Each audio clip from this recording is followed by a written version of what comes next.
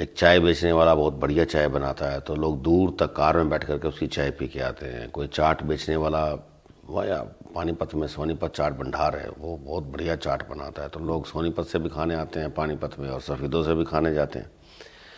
तो वो जो पहचान है वो उसकी प्रोडक्ट की वजह से है, उसकी शक्ल या उसकी सूरत या उसकी पर्सनैलिटी की वजह से पहचान नहीं, उसकी काम की वजह से पहचान है।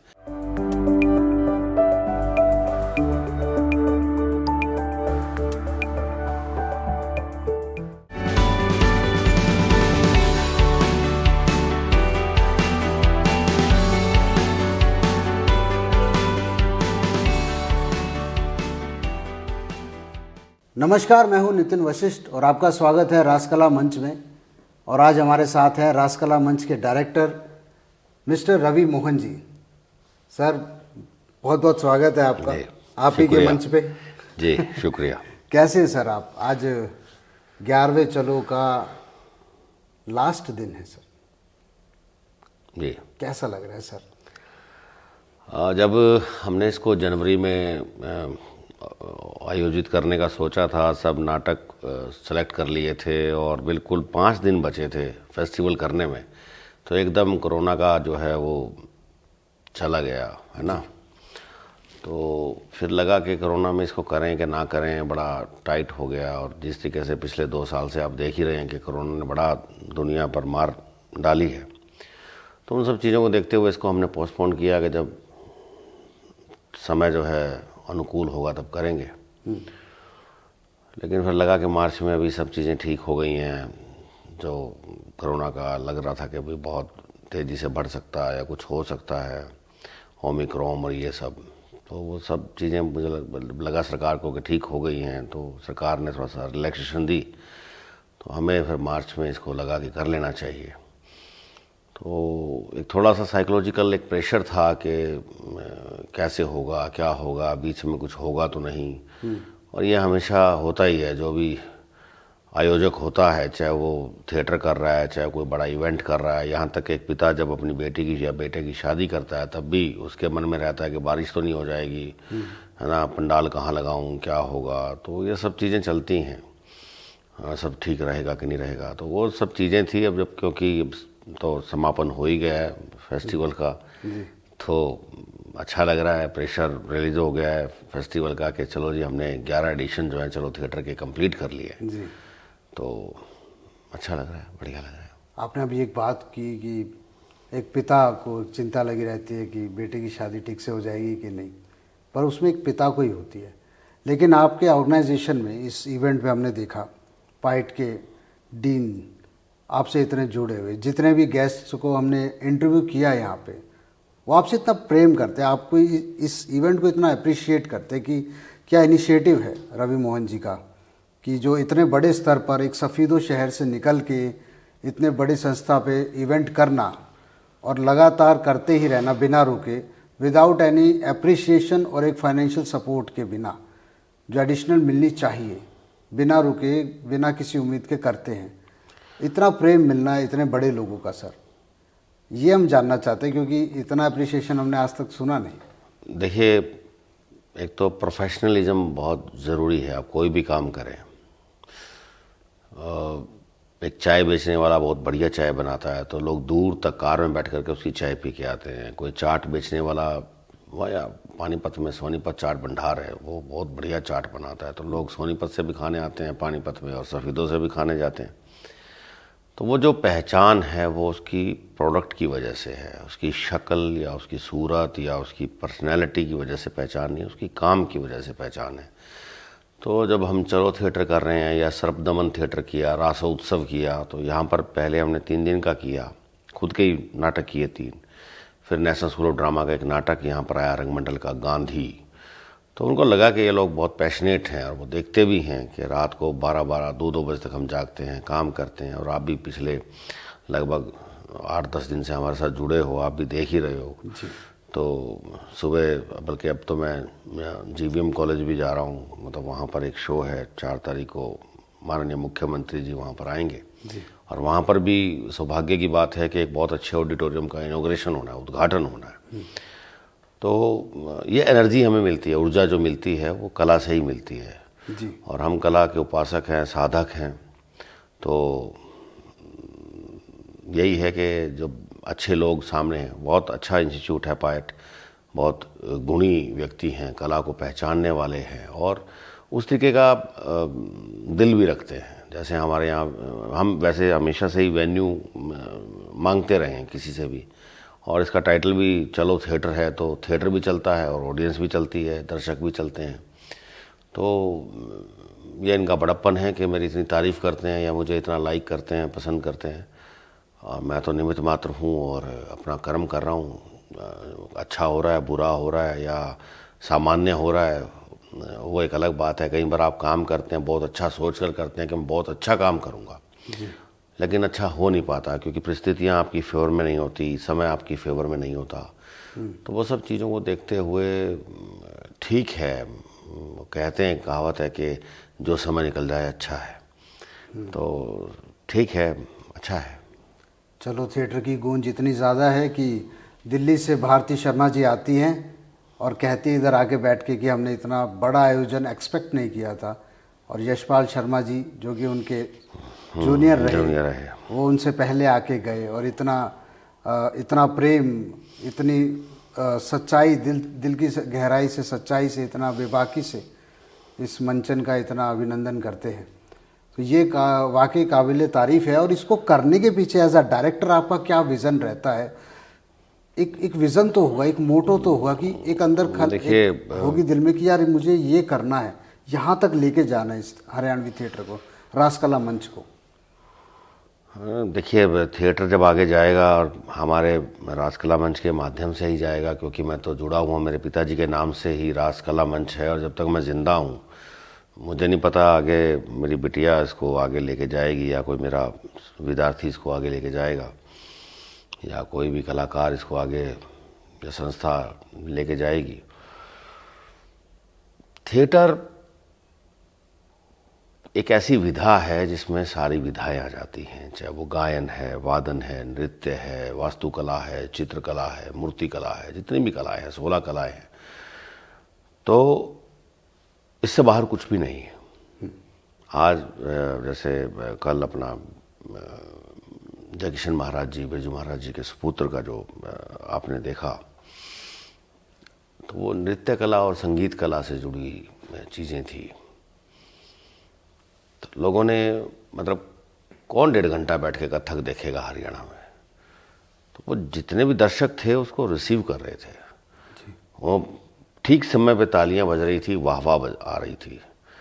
तो वो एक चीज़ें, जैसे भारती शर्मा जी का नाटक था रागद्रोह, कि वो जो राग हैं वो तो फॉरेन कंट्री चले गए जी। यहाँ तो वेस्टर्न आ गया, गिटार आ गया, जो ये जो भी है उनका, हालांकि वो भी एक अच्छी विधा होंगी उनके देश में, लेकिन हम लोग अपने संस्कृति को, संस्कारों को या अपने कला को, परंपराओं को छोड़ करके दूसरी कलाओं को भी ग्रहण करना चाहिए। मैं उसके विरोध में नहीं हूँ, लेकिन अपनी तो कम से कम ना छूटें। अब क्या है कि फॉरेनर्स जो हैं हमारे यहाँ के सीखते हैं। मुझे अभी भी याद है, त्रिवेणी संगम दिल्ली में आज से लगभग 17-18 साल पहले मैं जा कर के शास्त्राचार्य जी से छाऊ सीखता था, शादी के बाद भी जी। तो फॉरेनर्स हमारे से अच्छा करती थी। तो हमें लगता था यार हमारी विधा है, हमारे देश की है और बाहर वाले अच्छा कर रहे हैं। तो वो जितने पैशनेट किसी भी उम्र में हैं, हमारे यहाँ भारत में एक उम्र है कि छोटे हैं तो सीख लेंगे, बड़े होने के बाद सीख नहीं पाते हैं। लेकिन फॉरेनर्स के अंदर ये बड़ी कमाल की चीज़ है कि वो कितने भी बड़े हो जाए, वो सीखना चाहते हैं तो सीख लेते हैं। ये मुझे लगता है कि भारतीयों को ये बात उनसे सीखनी चाहिए। जहाँ तक बात है कि हम रंगमंची क्यों कर रहे हैं, मुझे लगता है इसके अलावा मैं अब कुछ कर भी नहीं सकता। करने को तो मैंने बहुत काम किए हैं, छोटे से लेकर बड़ा तक हर चीज़ की है, पर सर आप कर भी सकता हूँ। रंगमंच की आड़ में और भी काम करते हैं सर, जैसे कि भारतीय संस्कृति को बचाना। जहाँ तक हम आपके शो से देख पाते हैं, एक ईमानदार कलाकार पैदा करना, एक डिसिप्लिन और नियमित मंच तैयार करना, जो कि आज की पीढ़ी के लिए सबसे मुश्किल हो जाता है। हर स्कूल में है, हर इंस्टीट्यूट में है, वो कितना चैलेंजिंग रहता है सर आपके लिए? देखिए, हरियाणा के इंस्टीट्यूट या स्कूल्स की और कॉलेजेस या यूनिवर्सिटीज़ की बात करूं तो रंगमंच कहीं पढ़ाया नहीं जा रहा है। आप खाना पूर्ति के लिए हो सकता है कि एक टीचर को रख लें, 2 टीचर को रख लें, क्लास ले रहे हैं, हो रहा है। मुझे नहीं लगता कि कला तो मतलब साधने की चीज़ है, उसकी रिहर्सल। हम लोग अपने बच्चों को बोलते हैं कि इंजीनियर बनो, डॉक्टर बनो, आईएएस करो, ये करो। मेरी बेटी है, वो कहती है कि मुझे म्यूज़िक के कंसर्ट करने हैं, कॉन्सर्ट्स का। हाँ। तो वो कहती है बीटीएस की बहुत फैन है वो, मतलब कोरियन एक सिंगर है लेडी। तो वो देखती है, हेयर कटिंग भी उसने अपनी वैसे ही कराई है। तो मैंने कहा चलो बच्ची है, इसका मन है तो करवा लेना, तो कटिंग है ना। तो वो कहती है मुझे ये करना है, और मम्मी कहती है मुझे आईएएस करवा दो, डॉक्टर मेडिकल ले लो। अभी वो 10th के एग्ज़ाम देगी। तो मुझे लगता है कि जो बच्चा कहता है कि मुझे सीखना चाहिए, तो मुझे सीखना है, मुझे ये करना है। अब संगीत तो संगीत है, चाहे वो कोरियन है, चाहे वो इंग्लिश है, चाहे वो हिंदी है, चाहे वो क्लासिकल है, चाहे वो लोक संगीत है। तो उन सब को देखते हुए हम अपने बच्चों को सोचते हैं कि हाँ, कई बात मैं कहूँ तो ये हद तक सत्य भी है कि कोरोना में जितना बुरा हाल कलाकारों का हुआ, उसको देखते हुए पेरेंट्स को डर भी लगता है। इसमें सामाजिक सुरक्षा उस तरीके की या आर्थिक सुरक्षा नहीं है। मतलब पैसा कहाँ से आएगा, फंडिंग कहाँ से होगी, कौन मतलब करेगा। जितने भी कलाकार हैं सबको तो ज्ञान नहीं होता कि कहाँ से फंडिंग करनी है। ये एक अलग विषय है कि आप बहुत अच्छे कलाकार हैं लेकिन जानते नहीं हैं कि फॉर्म कैसे भरना है, अप्लाई कैसे करना है, मेल कैसे करना है। तो हमारी जो फोक विधा है वो इसी वजह से पीछे चली गई है कि फॉर्मेलिटीज़ बहुत हो गई है। किसी भी एकेडमी को कुछ करना है तो वो पूरा documentation about the play, about the group, about the director, about the cast and credits, और तो सब कुछ मांगेगा। उनके पास बेचारों के पास मतलब है ही नहीं, वैसा एंड्रॉयड फ़ोन नहीं है बेचारे। वो एक छोटा सा फ़ोन रखते हैं, भी चलो बात हो जाए, मैं कहीं भी जाऊं तो घर बात कर लूं। तो इन सब चीज़ों को देखते हुए तो बड़ा मुश्किल है मतलब सर्वाइव करना कला के क्षेत्र में। जो पुराने घराने हैं, जिनका नाम है, जिन्होंने थोड़ा नाम कमा लिया, पैसा कमा लिया, कुछ सहेज के रख लिया, या बहुत जुगाड़बाजी वाले लोग अच्छी अच्छी एकेडमीज में राजनीतिक प्रेशर से या उससे सिफारिश से, कई जगह बहुत अच्छे लोग भी बैठे हैं। जैसे कथक केंद्र के जो निदेशक हैं सुमन कुमार जी, संगीत नाटक अकेडमी में नाटक के सचिव भी हैं। वो सब अच्छे लोग हैं, कई बार बहुत अच्छे लोग बैठ जाते हैं, समझते हैं कि ये दर्द है, दुख है। अपने हरियाणा कला परिषद में संजय भसीन हैं, समझते हैं। निंदा सबकी होती है, मतलब कोई 2 लोग किसी की निंदा करते हैं, उसका वजह कुछ भी रहे, मैं उस पर नहीं जाऊंगा। लेकिन एक आत्मा मुझे कहती है कि यार ये लोग ठीक हैं, मतलब औरों से बहुत बढ़िया हैं या बहुत अच्छे लोग हैं। इससे पहले भी बहुत अच्छे लोग बैठे रहे हैं, नेशनल स्कूल ऑफ ड्रामा में, संगीत नाटक अकेडमी में, आर्ट एंड कल्चर डिपार्टमेंट में कमल तिवारी जी के टाइम में, पाल सिंह बलारा जी के टाइम में बहुत अच्छा काम हुआ। लेकिन कलाकारों का दुख दर्द समझने वाले वो जो आईएएस ऑफिसर हैं, या अभी कई एकेडमी ऐसी हैं कि 5-5 महीने हो जाते हैं शो किए, उसकी पेमेंट नहीं होती। आर्टिस्ट कहता है पेमेंट दो। मान लो मैंने कहीं से कोई आर्टिस्ट हायर किया, वो कहता है जी मेरे को क्या पता, मुझे पेमेंट दो। अब वो डिपार्टमेंट जो है आर्टिस्ट के अकाउंट में पैसे डालता है। तो ये एक भारी समस्या है। ये पता नहीं क्यों नहीं समझ में आ रही विभागों को, डिपार्टमेंट को, कि यार ये एक्चुअल में समस्या है। मैं उस विभाग के ऑफिसर से पूछता हूँ, अधिकारी से पूछता हूँ कि अगर आपको 5 महीने की सैलरी ना मिले, 6 महीने की सैलरी ना मिले, तो आपको कैसा लगेगा? वो तो सर धरना कर देंगे ना। नहीं, धरना नहीं कर देंगे। वो तो उनको सोचना चाहिए कि एक कलाकार जो बेचारा ताज़ा कमाना, ताज़ा खाना, उसके चूल्हे की राख ठंडी हो गई है, उसे किचन से आटा गायब है, चावल गायब है, दाल गायब है, मसाला गायब है, नमक गायब है, चीनी गायब है, वो राज मिस्त्री बन के काम कर रहा है, फ्रूट की रेडी लगा रहा है। तो इसलिए लगा रहा है कि ऐसी व्यवस्था। तो कई बार दुख होता है कि क्यों नहीं समझ पाते लोग। तो कला के मतलब मर्म को समझने वाले, कला के नाम पे घर चलाने वाले, पैसा कमाने वाले, सैलरी पाने वाले, जिस दिन ये सोच लेंगे कि अगर कलाकार के घर में रोटी बन रही है तभी मैं रोटी खाऊं, तो शायद फिर कला का भला होगा।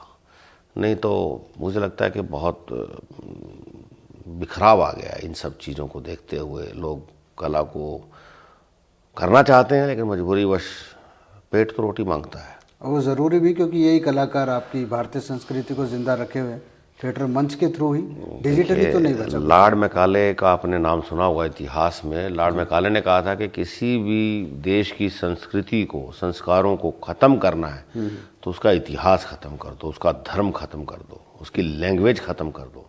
इसलिए उसने शिक्षा में अंग्रेजी विषय को दिया और क्लर्क पैदा किए, क्योंकि क्लर्क को वो वहाँ से ला नहीं सकते थे ब्रिटेन से, इंग्लैंड से, तो उन्होंने यहीं क्लर्क पैदा किए। और हमारे लोग चापलूसी करते थे, हमारे लोग बिक जाते थे और इसीलिए हम गुलाम रहे। कोई ऐसा वाक्य है कि आपको बाध्य किया गया हो किसी प्ले के लिए? नहीं, मैं अपनी चॉइस से ही करता हूँ। मुझे जो अच्छा लगता है, जो स्क्रिप्ट पसंद आती है तो मैं वही करता हूँ। बाध्य तो नहीं किया जाता। कई बार डिमांड हो जाती है कि जी 75 साल पूरे हो रहे हैं या 100 वर्ष की शताब्दी आ रही है किसी राइटर को लेके, नाटककार को लेके, उसके ऊपर कुछ कर दीजिए। गांधी जयंती आ रही है, गांधी जी के ऊपर कुछ कर दीजिए। तो वो एक ठीक है, डिमांड है उस तरीके की। ओकेजनली हम करते भी हैं, लेकिन इस तरीके का वो प्रेशर नहीं किया गया कि जी आपको मतलब रामायण ही करना है तो आपको जूलियस सीजर नहीं करना है। तो ऐसा मेरे ऊपर कभी प्रेशर नहीं आया। मुझे लगता है जो अच्छा काम करते हैं, मैंने मैकबेथ भी किया, मैंने सूर्य की अंतिम किरण से पहली किरण जैसे अभी ये नाटक है तो इतना क्लासिकल नाटक है वो भी किया, अक्स तमाशा किया, नाचनी किया, हीर रांझा किया, मतलब हर तरीके का थिएटर किया, एक्सपेरिमेंटल भी किया, बढ़िया अंधायुग किया, नागमंडल किया, बढ़िया अच्छा एक्सपीरियंस रहा जितना भी। तो सर वर्तमान में अभी थिएटर का क्या है, क्योंकि कोरोना काल तो अब जा चुका है, बिल्कुल जस्ट गया ही है, फिर भी मैं आपसे पूछता कि वर्तमान में क्या उम्मीद बनती है कि आगे थिएटर जो मंच है हमारा रासकला मंच के थ्रू हम क्या प्रस्तुत आगे आने वाले सालों में अगले फेस्टिवल में क्या कर सकते हैं? देखिए, संस्कृति मंत्रालय हर बार एक्शन ऑफ प्लान मांगता है। आपका अगले साल का प्लान क्या है? कागजी कार्रवाई नहीं, कागजी कार्रवाई नहीं, वो पूछते भी हैं आपका एजेंडा क्या है, पूरे साल का कैलेंडर क्या है जी। हम भी लिख के भेजते हैं। अब कई बार उसको कहीं ना कहीं हम फॉलो कर लेते हैं, कई बार नहीं कर पाते। वजह ये भी है कि फंडिंग का, अब जैसे कोरोना का था नहीं कर पाए, कुछ लोगों ने ऑनलाइन भी फेस्टिवल किए, हम ऑनलाइन फेस्टिवल मुझे तो आज तक समझ में नहीं आया। तो थिएटर है तो थिएटर में होना चाहिए, स्टेज पर होना चाहिए। तो स्कूल की क्लासेस नहीं समझ आई। आप देखिए जो कल प्रस्तुति हुई कथक वाली, तो वो लाइव देखने का तो अपना मजा है और रिकॉर्डेड देखने का अपना मजा है। लाइव है। बिल्कुल सर। तो बस यही है कि वैसे तो सिंगल स्क्रीन सबके हाथ में आ गई है, हर तरह का मटेरियल इसमें है और उसमें भी कंपटीशन हो गया है।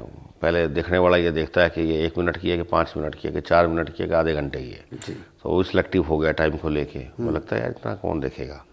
और उस टाइम में आप 1.5 घंटे का, 2 घंटे का, पौने 2 घंटे का एक प्ले लाइव दिखाते हो लोगों को और लोग देखते हैं, तो मुझे लगता है कि कहीं ना कहीं हम जैसे लोग उस थिएटर को बचा पा रहे हैं या बचा लेंगे। हमने 11वें चलो थिएटर में हर एज क्राइटेरिया के लोगों को, आपके मेहमानों को इंटरव्यू किया। किसी ने कहा कि वो मेरे दोस्त हैं, किसी ने कहा मेरे गुरु हैं, किसी ने ये भी कहा कि मेरे स्टूडेंट भी रहे हैं। और हमें ये जानने को मिला कि रवि सर की एक्टिंग ऐसी थी और इतना संघर्ष किया। तो आपका एक एज एन एक्टर बहुत बड़ी जर्नी रही है। इससे पहले रासकला मंच को खड़ा करने से पहले सर उस जर्नी के कुछ अगर आप हाइलाइट्स डाल सके और कोई क्षण जिसने आपको प्रेरित किया या कुछ लाइफ में एक ऐसा मोमेंटम आया कि आज मैंने कुछ एक्टिंग की लाइन में, एक्टिंग की लाइफ में कुछ ऐसा सीखा जो जब मैं आगे सिखाऊंगा तो अपने एक्टर्स को ज़रूर दूंगा ये चीज़। देखिए, मैं तो हमेशा मानता हूँ कि किताबें पढ़िए, एक्टिंग थ्योरी पढ़िए, डिप्लोमा भी कीजिए, डिग्री भी कीजिए, लेकिन एक्टर जो है वो अपनी लाइफ से, अपने आसपास की सराउंडिंग से सीखता है। मुझे किसी का चरित्र कर रहा है तो मुझे चरित्र समझना पड़ेगा। मैं लंगड़ा हूँ तो कितना लंगड़ा हूँ, मैं बहरा हूँ तो कितना बहरा हूँ, अंधा हूँ तो कितना अंधा हूँ, मैं बूढ़ा हूँ तो कितना बूढ़ा हूँ, मैं अभी ओरिजिनल एज में कितना हूँ और मुझे कितनी एज का करेक्टर करना है। मैं अपनी एज से छोटा भी जा सकता हूँ, अपनी एज से बड़ा भी जा सकता हूँ। तो मुझे लगता है कि जितनी मेरी पब्लिक सर्विस रही, मैं बहुत मतलब पब्लिक प्लेटफॉर्म पे घूमा हूँ, बहुत लोगों से मेरा संपर्क रहा है, तो वो मेरे लिए कमाल की चीज़ थी कि मैंने उनसे बहुत सीखा। ऑब्जर्व ऑब्जर्वेशन मेरी बहुत कमाल की है। मैं देखते ही मतलब चीज़ें करने की कोशिश कर लेता हूँ, सिंक कर लेता हूँ अपने माइंड से। कोई एक दो किरदार याद हो, कोई फेवरेट, कोई जो बोले ना बुला पाते हो आप आज भी? कुछ नहीं, खैर मेरा तो देखा हुआ नहीं था। मेरे एक मित्र हैं गणेश, बहादुरगढ़ में रहते हैं।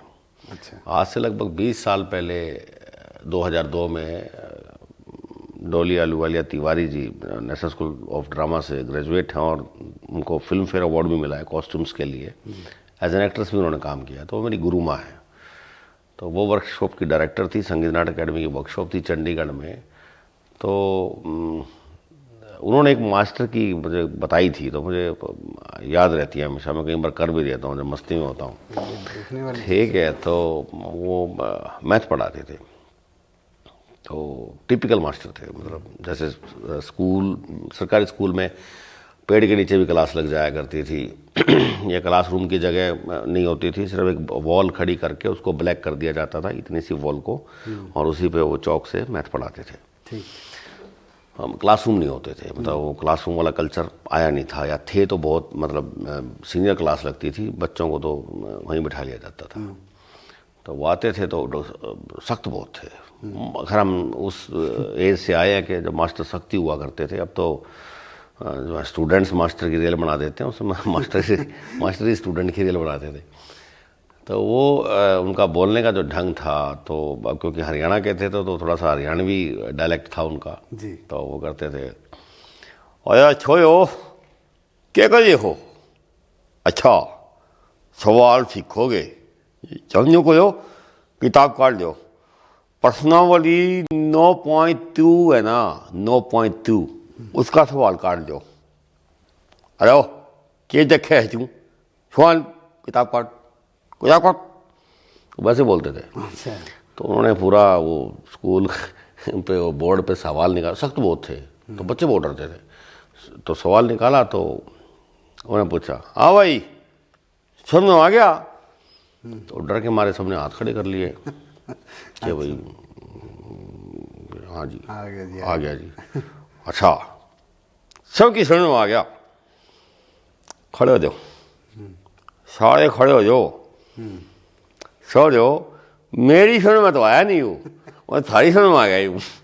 तो मास्टर को भी लगा कि मैं निकाल नहीं पाया इसको, ये जो सवाल था। तो मतलब उसको पता लगा सब झूठ बोल रहे हैं, डर के बोल रहे हैं। हाँ। तो ऐसे कई करैक्टर हैं। जैसे मैं कभी बस स्टैंड पे बस में सफ़र करता था, कार नहीं होती थी उस समय मेरे पास, तो एक करैक्टर बड़ा पैंट टाई लगा के और कोट वोट पहन के खड़ा है, ब्रीफ केस उसके हाथ में, पानीपत बस स्टैंड की बात बता रहा हूँ। तो वो हर 8-10 सेकंड बाद ऐसे करे,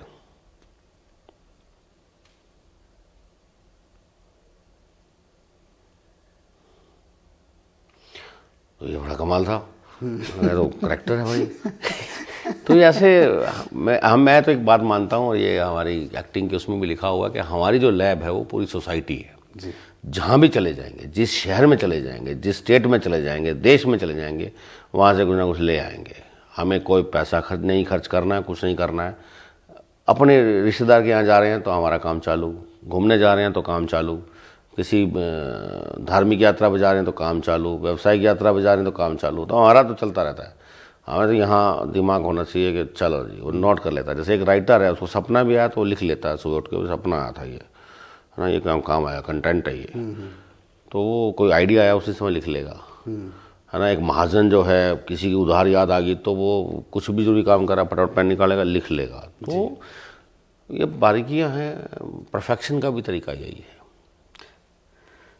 mister Ravi Mohan ji, actor, director, और अगर हम कंपेयर करें एनएसडी के कई कलाकारों को जो स्विच हो गए बॉलीवुड में, तो हम ये जानना चाहेंगे रवि मोहन जी भी जा सकते थे बॉलीवुड में, अपना करियर बना सकते थे, वो आपने क्यों नहीं सोची? क्योंकि आपका जो लेवल है, आप सिखाते हैं, एक्टिंग डायरेक्शन भी सिखाते हैं, शायद आपका वहाँ पे एक बहुत ओहदा होता, नाम होता। देखिए टैलेंट तो बहुत है, डिपेंड करता है कि आप किन परिस्थितियों में हैं इस समय। और अभिनय करने की कोई उम्र नहीं है। आप 80 साल के भी हैं तो भी एज एन एक्टर काम कर सकते हैं। बहुत से ऐसे बड़े बड़े कलाकार हुए, अमरीश पुरी साहब, परेश रावल साहब, बोमन ईरानी, जो 40 प्लस की एज में मुंबई में स्टेब्लिश हुए या काम करना शुरू किया। कोई भी जगह है, एक कहावत है पंजाबी में कि पहले साल चट्टी, दूसरे साल खट्टी और तीसरे साल हट्टी। क्या मतलब? मतलब ये है कि पहले साल तो आपको इन्वेस्टमेंट करनी पड़ेगी, चट्टी लग गई आपको, और दूसरे साल खट्टी, मतलब कुछ आ गया, थोड़ा बहुत प्रॉफिट, कुछ नहीं आया तो मतलब वो नो लॉस नो प्रॉफिट पे निकल गया। और तीसरे साल हट्टी, तो लोग बोलते थे यार ओदी हट्टी दे जाई, अच्छा, उत्थे मिलूगा सामान। तो एक पंजाबी में कहावत है, तो यही कहावत सबके ऊपर लागू होती है। अब अगर आप एक ही जगह निरंतर समय देते हैं तो वहाँ पहचान बननी शुरू होती है। मेरे साथ दिक्कत क्या थी कि मेरी बेटी उस समय लगभग 3 साल की थी जब मैं मुंबई में था, और मुंबई से मैं मतलब हरियाणा आता था तो मुंबई का काम आता था, और हरियाणा से जब मुंबई जाता था तो हरियाणा का काम आता था। तो परेशानी ये हुई कि मुझे लगा कि मुझे अब डिसाइड करना होगा कि मुझे कहाँ काम करना है, और मुझे लगा शायद मैं अपनी बीवी बच्चों के साथ नाइंसाफ़ी भी कर रहा हूँ, और मेरा अपना जो पैसा कमाया हुआ है बॉम्बे में इन्वेस्ट हो रहा है, किराया दे रहा हूँ, भाड़ा दे रहा हूँ, घूम रहा हूँ, मोटरसाइकिल ले लिया, जिम ज्वाइन कर लिया, और चीज़ों में इन्वेस्ट कर दिया, काम भी किया थोड़ा बहुत, ऐसी बात नहीं है। लेकिन फिर मुझे लगा कि नहीं, मुझे डिसाइड कर लेना चाहिए कि मुझे क्या करना है। तो मैंने उस दिन डिसाइड किया कि मुंबई तब आऊँगा जब मुझे काम करना होगा। तो पीछे भी मुंबई में शूट करने ही गया था, उसके बाद उस बात को 10-12 साल हो गए थे, और अभी भी मैं जून में जा रहा हूँ एक वेब सीरीज़ के लिए, तो मतलब काम के लिए जा रहा हूँ, घूमने नहीं जा रहा हूँ। तो उस दिन जो डिसाइड किया था उस पर मैं कायम हूँ, और मुझे लगता है कि जो संकल्प आपने लिया है उस पर कायम रहना भी बहुत ज़रूरी है। बिल्कुल, संकल्प आपने जो लिया है उस पर कायम रहना बहुत ज़रूरी है। इससे याद आती है भगवत गीता, रामचरितमानस, जो कि श्री राम का जो मर्यादा में रहना और अपनी एक इज्जत को बनाए रहने पे जिन्होंने सीता को भी परीक्षा के लिए कहा। इसी परीक्षा की बात थिएटर में करते सर। थिएटर पूरी आपकी तपस्या तो है ही है, पर एक परीक्षा भी ले लेती है एज एन एक्टर। एक स्टेज आपकी परीक्षा लेता है, मेरा जहाँ तक मानना है। डायरेक्टर नहीं रहता इधर स्टेज आपकी परीक्षा लेता है। स्टेज से फैमिलियर होना कितना ज़रूरी है एक एक्टर को? मैं तो कहता हूँ हर आदमी को ज़रूरी है स्टेज से फैमिलियर होना। आप कोई भी काम करें, मैंने देखा है कि बहुत बड़े IAS ऑफिसर मंच पे नहीं बोल पाते हैं। तो थोड़ा सा एक्टर के लिए तो यही है ही है। जैसे अब हम यहाँ पर लगभग 2 फुट ऊपर बैठे हैं, और ये कैमरा और ये सब चीज़ें लगी हुई हैं, ये नीचे लगी हुई हैं। ये 2 फुट ऊपर आकर के काम करना, बोलना, यही बड़ा मुश्किल है जी। आप भीड़ में खड़े होकर के भीड़ में कुछ भी बोल देंगे, जैसे ऑडियंस कमेंट कर देती है, विसल कर देती है, कुछ भी बोल देती है, तो वो बड़ा आसान है भीड़ में बोल देना। मुश्किल तब है जब आप अकेले हैं मंच पर या डायस पर, आप उसको बोल लेंगे और मतलब बढ़िया से लोगों को आकर्षित करेंगे। क्या बात है, क्या आवाज़ है, क्या शब्द हैं, क्या साउंड है। तो थोड़ा सा ये है चीज़ें। सर एज एन डायरेक्टर आप बहुत डिसिप्लिन्ड हैं, पर एक थोड़ा बैक भी जानना चाहता ताकि आपके स्टूडेंट्स भी जान सकें कि सर डिसिप्लिन तो है ही, पर वो थोड़ा और जाने आपको कि रवि मोहन जी की और हॉबीज़ क्या हैं। अगर एक्टिंग को थोड़ा सा अपार्ट रखे तो कुछ और हॉबीज़। देखिए, जब मैं एक्टिंग में नहीं आता तो मैं क्रिकेट खेलता था जी। किताबें पढ़ने का शौक़ बहुत था। अभी तो मैं काफ़ी समय से किताबें नहीं पढ़ पाता हूँ। जब से एंड्रॉयड फ़ोन आए हैं तब से शायद मैं किताबें कम पढ़ पाता हूँ। हालांकि मैं कई बार कोशिश करता हूँ कि ये कम है। और दूसरा ये है कि ऑर्गेनाइज़र के मामले में और या ऑर्गेनाइज़ करने के उसमें ब्रेक हो गया है, मतलब मैं पढ़ नहीं पाता हूँ। तो सर 11वां चलो थिएटर समाप्त हुआ, अब 12वें की तैयारी है। अब 12वें की जो तैयारी रहेगी मिस्टर रवि मोहन जी, अब क्या करने वाले? क्योंकि जितने भी कलाकार आए हैं वो ऑलरेडी थोड़े शॉकिंग रहे, उनके रिएक्शन। ज़्यादातर हमने यही सुना कि यार इतना बड़ा आयोजन एक्सपेक्टेड नहीं था, और वो अगले में बहुत एक्साइटेड है आने के लिए, और उन्होंने कहा कि हाँ भाई मिस्टर रवि मोहन जी के जो इवेंट है अब हमें हमारी नज़र रहेगी कि अब 12वां चलो थिएटर कैसा होने वाला है। 12वें चलो में तो चलो जो आगे होगा होगा। 10वें चलो में हमने बाहर 7 सांग रखे। इंजीनियरिंग कॉलेज है, लगभग देश से तो क्या नेपाल के बच्चे भी इस कैंपस में पढ़ते हैं। तो वो रिस्पॉन्स सांग वाला जो है पुराने लोग ज़्यादा या देहाती लोग ज़्यादा पसंद करते हैं, उनको उस विधा का पता है।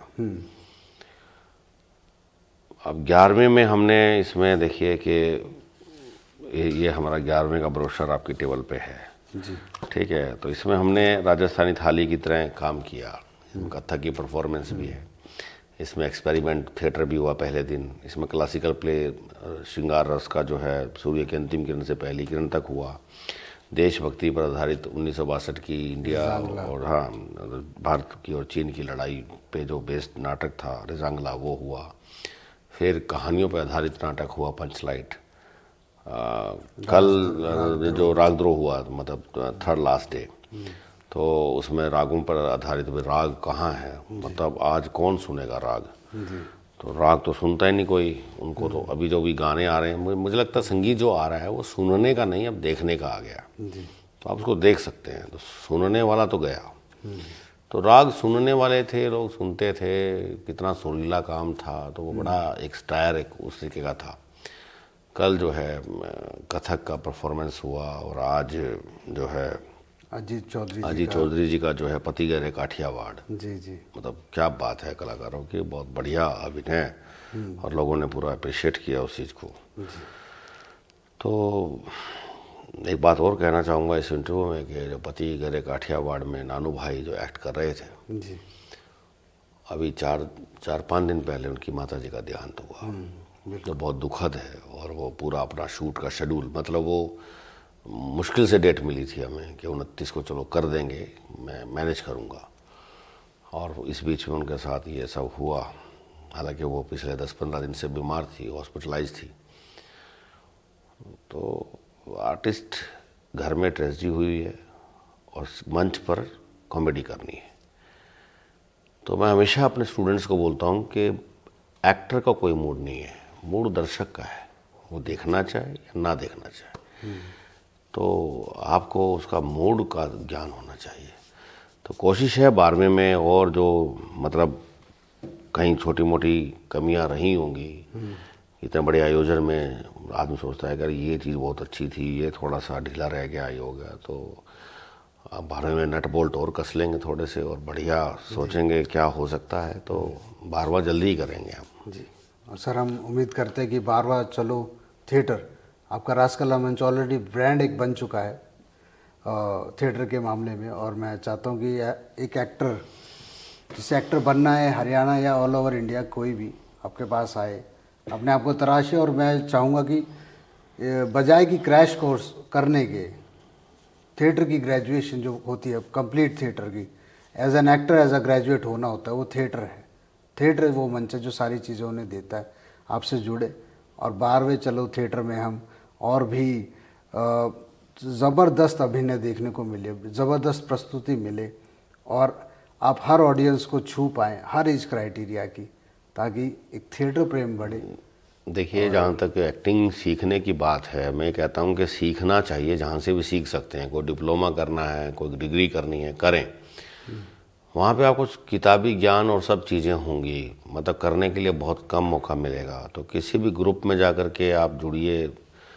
बहुत बड़े बड़े एक्टर हैं, जैसे मनोज वाजपेयी साहब हैं, पीयूष मिश्रा हैं, सौरभ शुक्ला हैं, आशीष विद्यार्थी हैं, आशुतोष राणा हैं। तो ये लोग अच्छे ग्रुप में जुड़े रहे, अच्छे काफ़ी सालों तक थिएटर किया पहले, और उसके बाद फिल्म में गए। मतलब आम पके सो मीठा होए, तो वो मतलब अगर पकने से पहले, क्या बड़ा होने से पहले भी आम की वो जो छोटी आंबी जिसको हम बोल देते हैं हरियाणवी में, वो नीचे गिर जाएगी तो वो फिर चटनी भी अच्छी नहीं बनेगी। कई बार तो ऐसा भी होता है, फिर तो उसकी आंबी की सब्जी बनेगी। हाँ, तो मतलब वो भी किसी को बनानी आती है। तो थोड़ा सा आपको, बस मेरा यही कहना है कि जो सीखना चाहते हैं या करना चाहते हैं उसको अभिनय पे पारंगत होना पड़ेगा, चीज़ों को सीखना पड़ेगा।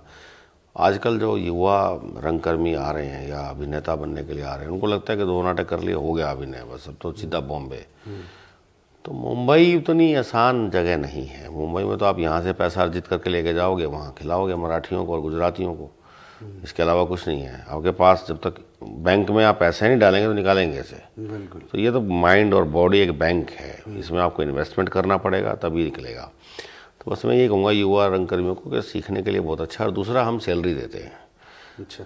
संस्कृति मंत्रालय भारत सरकार की तरफ से हमारे पास हरियाणा का सबसे बड़ा रंगमंडल है। आप सैलरी देते हैं, मतलब एक्टर अगर आपके पास आता है तो उसे पे नहीं करना है? हम सैलरी देते हैं मिनिस्ट्री ऑफ कल्चर की तरफ से, और जितना भी हम शोज़ करते हैं उसका मानदेय अलग से देते हैं। अच्छा। रहना फ्री है, पानी बिजली फ्री है, बस उनको कोऑपरेटिव किचन खुद चलाना होता है, वो ज़रूरी भी है।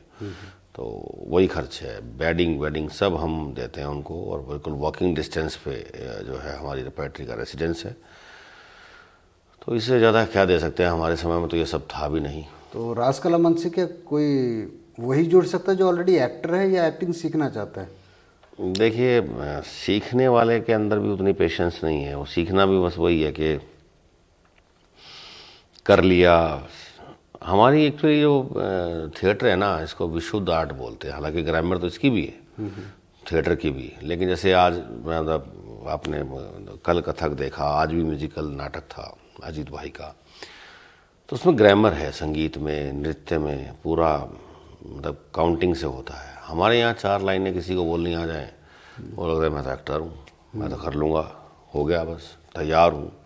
उसके शब्दों की कितना मतलब गहनता के साथ आप बोलेंगे, कितना आप उसका मतलब निकाल पाएंगे, कितना एम्फेसिस करना है, कितना वॉइस को मॉड्यूलेट करना है, बहुत सी बातें हैं जिसकी बारीकियाँ बहुत मुश्किल है। अब हम लोग साउंड कभी पढ़ के नहीं आते, शब्दों की साउंड का ही नहीं पता, डिक्शन, मॉड्यूलेशन, मतलब साउंड एक बहुत बड़ी चीज़ है। Music, lights. अब जैसे हमारे यहाँ पर्सनल है जी, गलत है, ये तो गलत है जी, गलत है, चलो जी, अब ये कोई कह देगा गलत है, गलत है, तो आपको लगेगा कि ये ठीक बोल रहा है। अब मैं बोलूँगा गलत है, तो नुक्ता लगा होगा गेम में। तो वो मतलब साउंड का गेम है कि आप कैसे शब्दों का उच्चारण करते हैं। अब ये उर्दू के नाटक क्यों नहीं होते? उर्दू सुनने वाला कोई नहीं है, बोलने वाला कोई नहीं है, मतलब उस तरीके से कुछ लोग तो हैं, उर्दू लैंग्वेज भी पढ़ाई जा रही है, लेकिन वो माहौल चला गया। इंग्लिश में भी जो है, जैसे अभी क्या है कि टेक्स्ट करते हैं तो ओके नहीं लिखते, के, हैप्पी बर्थडे टू यू की जगह HBT चले, वो तो मतलब वो हो गया, निपटा दिया HBT में ही, तो समझ ले भाई मैंने क्या लिखा है। तो वो जब आप लिखने में भी लैंग्वेज की टांग तोड़ रहे हैं तो बोलने में तो टूटेगी। अब सूर्य की अंतिम किरण से पहली किरण तक वो 2.25 घंटे का नाटक था, उसमें इतनी कलिष्ठ हिंदी थी, आपने भी देखी होगी। तो मतलब वो एक एक्टर बोल रहा है, सामने वाला सोचता है यार इसका मतलब क्या है। बिल्कुल सर, वो तो 90% ये रहा होगा। हाँ, तो सुरेंद्र वर्मा जी ने इतना कमाल वो प्ले लिखा और वो सब चीज़ें, तो एक्टर के लिए बहुत अच्छा है। और फिर ऑडियंस को जब हम अच्छी चीज़ें दिखाएंगे, भले ही वो कम लोग रिसीव करें, लेकिन उनको जहन में रहेगा कि यार ये ऐसा भी होता है क्या। और इससे हिंदी के लिए रिस्पेक्ट और रुझान बढ़ रहा है, ये भी है। ये तो हमारी मातृभाषा है, हमारा मतलब कर्तव्य बनता है उसकी हम सेवा करें। कितनी बड़ी अजीब बात है सर, थिएटर से बाहर हमें हिंदी ना आती हो, इंग्लिश ना आती हो तो बुरा लगता है, और थिएटर के अंदर बैठ के अगर हिंदी समझ ना आती हो तो वहाँ बुरा लगता है कि यार हमें अपनी मातृभाषा समझ नहीं आ रही। यही एक ऐसा मंच है जहाँ सुनने को मिलती है हिंदी, बाकी तो हिंदी इंग्लिश मिक्स चल रहा है, ना इंग्लिश के रहे ना हिंदी के, ऐसा ही है ना। चलो ठीक है सर, बहुत बहुत शुक्रिया, बहुत बहुत धन्यवाद सर। नितिन जी, मैं मंच के माध्यम से आपका और आपकी टीम का धन्यवाद करता हूं कि आपने करण भाई बैठे हैं मेरे सामने, आप हो, ऐसे ही बात बैठे बैठे बात हो गई कि चलिए इस बार आप इंटरव्यू कर लीजिए हमारे। धन्यवाद। और आपने पूरा समय दिया, और आपके जो अपने भी खुद के कुछ इक्विपमेंट मैं देख रहा हूँ लगे हुए हैं यहाँ पर, आपने पूरा शिद्दत से इस पूरे इवेंट को कवर किया, और मुझे लगता है कि एक अच्छा प्रोडक्ट हम ऐतिहासिक तौर पर रख पाएंगे। बुद्धराम जी यहाँ मेरे DOP हैं, खड़े हैं, मोनू भाई खड़े हैं, है ना, ये भाई जो है मेरे बेटे का रोल भी कर चुका है, मतलब सीरियल में, अच्छा। बुधराम जी का बेटा। तो नाम मेरा दिमाग से निकल गया क्या है तो मतलब आप लोग जुड़े हुए हैं। अब ये जैसे कोई कैमरे का कोर्स करने की आवश्यकता नहीं है, सिनेमाटोग्राफी अगर वो लगन होगी तो वो प्रैक्टिकल सीख जाएगा। तो प्रैक्टिकल यही अभिनय में भी है, आप कितना मर्जी पढ़ के आए आपको प्रैक्टिकल तो करना ही पड़ेगा। तो मैं राजकला मंच की तरफ से, रंगमंडल की तरफ से, उसकी पूरी जो है कार्यकारिणी कमेटी जो है उसकी तरफ से आप सबका जो है धन्यवाद करता हूँ, आप सबका, कि आपने बड़ा जो है सेवा की, और ये जो भी हम सहेज कर रख पाएंगे और हमारे चैनल पर यह रहेगा। बहुत बहुत शुक्रिया, धन्यवाद।